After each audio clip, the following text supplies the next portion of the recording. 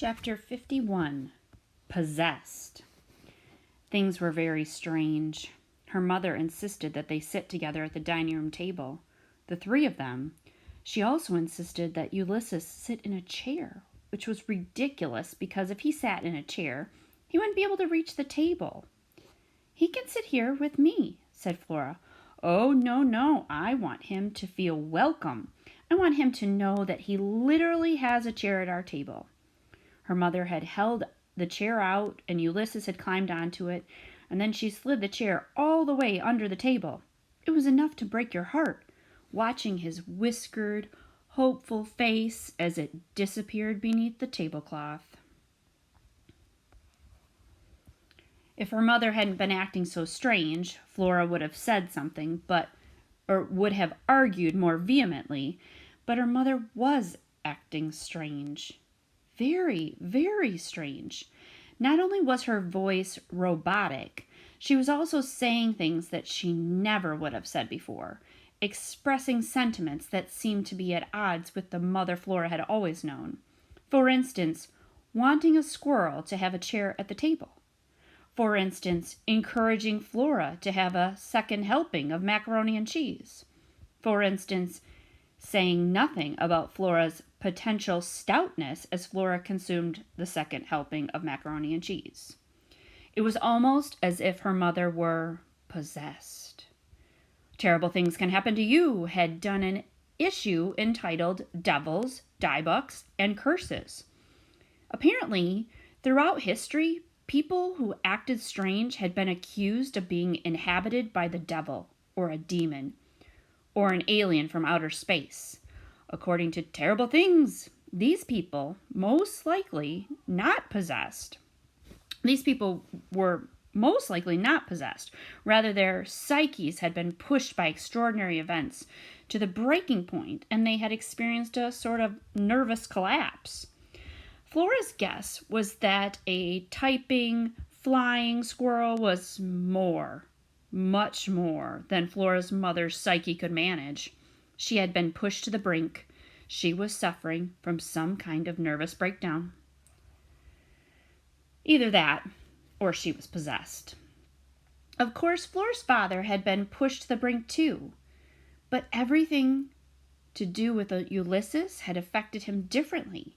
It had cheered him up somehow.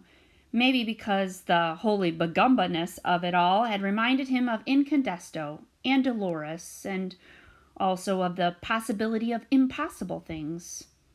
"Can't I come live with you?" Flora had said to her father when he left that night. "Absolutely, you can come live with me," said her father, "but your mother needs you now." "She doesn't need me," said Flora. "She said that her life would be easier without me." "I think that your mother has forgotten how to say what she means," said her father. "Plus," said Flora, "she hated Ulysses. I can't live with someone who hates my She hates Ulysses. I can't live with someone who hates my squirrel." "Give her a chance," said her father. "Right," said Flora. As her father left the house that night, Flora had whispered the words of Dr. Meacham's goodbye to him, and even though there was no way he could hear her, Flora was disappointed when her father didn't turn around back toward her. But anyway, here she was, giving her mother a chance, which, as far as Flora could tell, meant watching Phyllis Buckman use the candle on the dining room table to light cigarette after cigarette. Flora fully expected that at some point her mother's hair would catch on fire. What did you do when somebody's hair caught fire? It had something to do with a throw rug. You beat them over the head with a throw rug? That was it. Flora looked around the dining room. Did they even own a throw rug? She caught sight of the little shepherdess standing at the bottom of the stairs.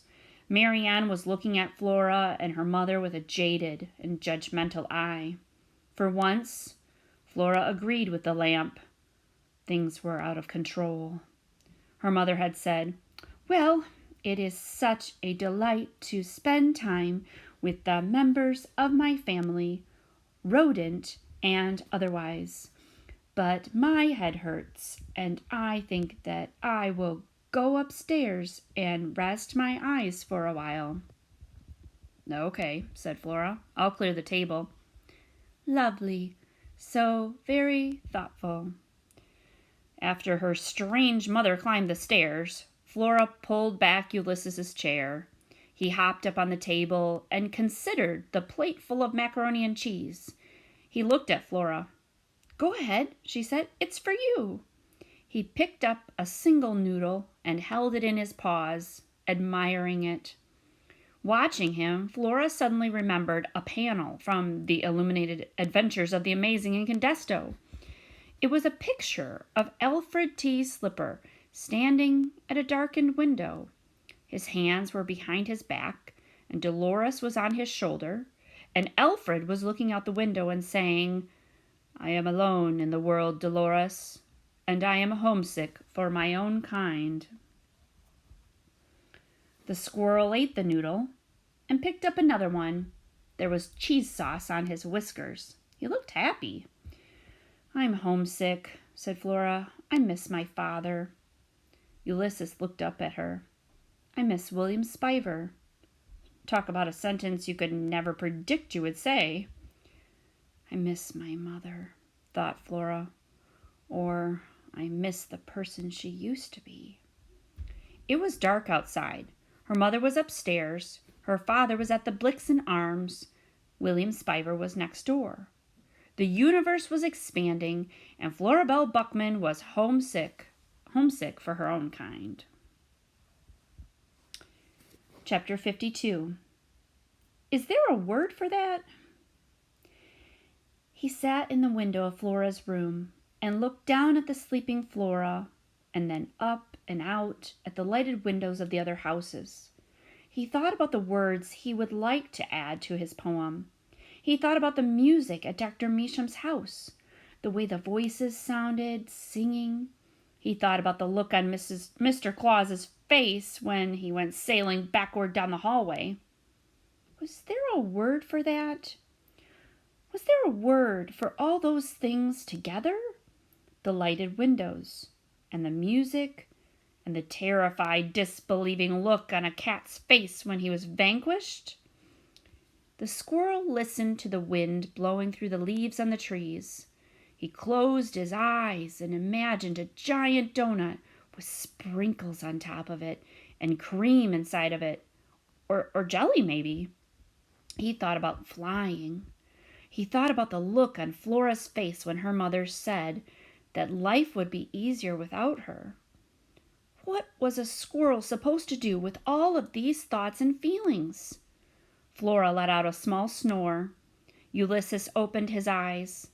He kept them open until the lights in the windows of the other houses went off, one by one, and the world went dark, except for a single street light at the end of the block.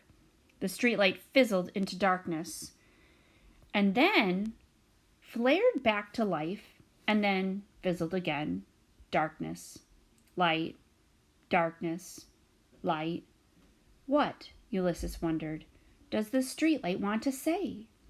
He thought about William Spiver. He thought about the word banished and the word homesick. He imagined typing the words and watching them appear on the paper, letter by letter. Flora had told him before she went to bed that she thought it would be a good idea if he didn't type anything for a while, at least not on her mother's typewriter. "It seems to provoke her," she said. "I think your typing poems and flying around the kitchen kind of made her have a nervous collapse or something." She had said this, and then she had given him a sad look and closed the door to the bedroom. "I closed the door as a reminder, okay? No typewriter. No typing." But what was a closed door to a superhero? Oh boy, Ulysses is flying again. Ooh, he has a mean thought as he goes by. "You stupid little shepherdess." It was superhero time. Or something. Chapter 53. A sign. Flora was dreaming. She was sitting on the bank of a river. William Spiver was sitting beside her. The sun was shining, and a long way off there was a sign, a neon sign. There was a word on the sign, but Flora couldn't read it. "What does the sign say?" Flora asked. "What sign?" said William Spiver. "I'm temporarily blind." It was comforting to have William Spiver act just as annoyingly in a dream as he would in real life. Flora relaxed. She stared at the river. She had never seen anything so bright. "If I were an explorer and I discovered this river, I would call it the Incandesto," said Flora. "Think of the universe as an accordion," said William Spiver. Flora felt a prick of irritation. "What does that mean?" she said. "Can't you hear it?" asked William Spiver. He tilted his head to one side.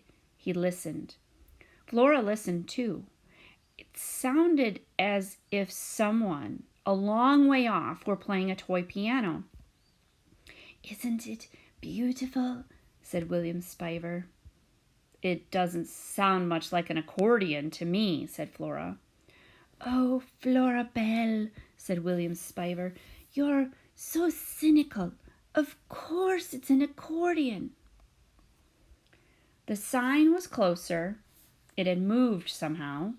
The neon letters were blinking on and off and on and off, spelling out the words, "Welcome to Blundermessan."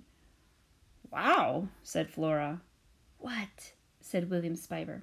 "I can read the sign." "What does it say?"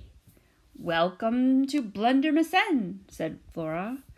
The piano music got louder. William Spiver took hold of her hand.